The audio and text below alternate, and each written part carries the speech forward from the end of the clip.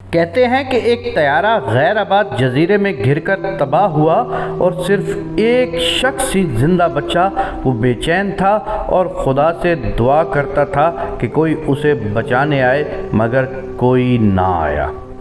خدا نے اسے پورے جہاز میں سے بچا لیا اور ہر امید تھی کہ کوئی نہ کوئی یہاں پر اس کی مدد کے لیے آئے گا، لیکن کوئی آنے والا نہیں تھا۔ تھک ہار کر اس ایک انجان سے جزیرے پر اپنی حفاظت کے لیے اس نے لکڑیاں اور گھاس سے ایک چھوٹی سی جھونپڑی بنائی۔ ایک دن کھانے کی تلاش میں جھونپڑی سے باہر نکلا۔ موسم خراب تھا۔ واپس آیا تو جھونپڑی کو آگ کے شعلوں میں دیکھا اور دھواں اٹھ رہا تھا۔ کافی زیادہ دھواں پھیلا اور آسمان کی طرف جا رہا تھا۔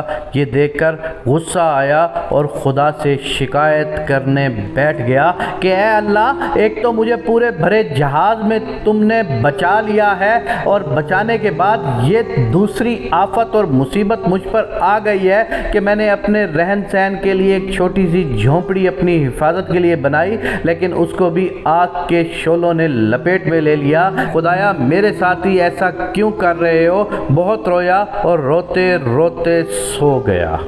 اگلی صبح ایک جہاز کی آواز سے بیدار ہوا۔ وہ جہاز اسے لینے آ رہا تھا۔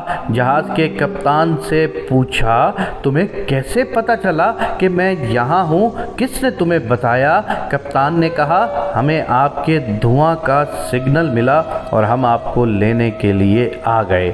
کیا خوبصورت بات ہے اس میں، اور سمجھنے والوں کے لیے سبق ہے کہ جب اللہ تعالیٰ نے اسے پورے بھرے جہاز میں سے ایک اکیلے کو زندہ بچا لیا تو اس کا بھی کوئی مقصد تھا۔ اللہ تعالیٰ نے اس کو سکھا دیا کہ دنیا جہان کی ساری مدد جب ختم ہو جاتی ہے اور جب کسی بھی انجانے طریقے سے تمہارے گھر تک کو بھی آگ لگ جاتی ہے تو کبھی مت سمجھنا کہ تمہاری زندگی کی آخر آ گئی ہے۔ اللہ تعالیٰ دوبارہ کہیں سے بھی دوبارہ زندگی کو شروع کر سکتا ہے۔ جب حالات انسان کے خراب ہو رہے ہوں تو حوصلہ شکنی کرنا آسان ہے، لیکن ہمیں ہمت نہیں ہارنی چاہیے اور اللہ پر بھروسہ رکھنا چاہیے۔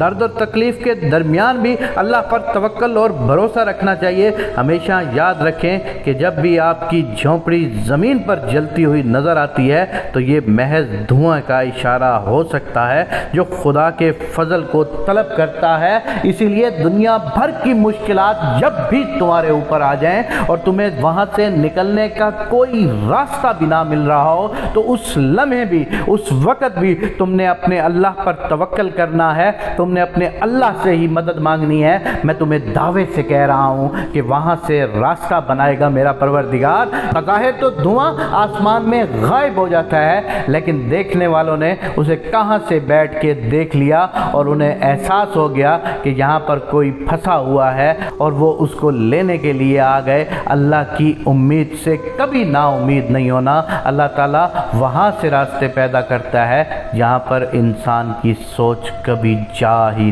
نہیں سکتی۔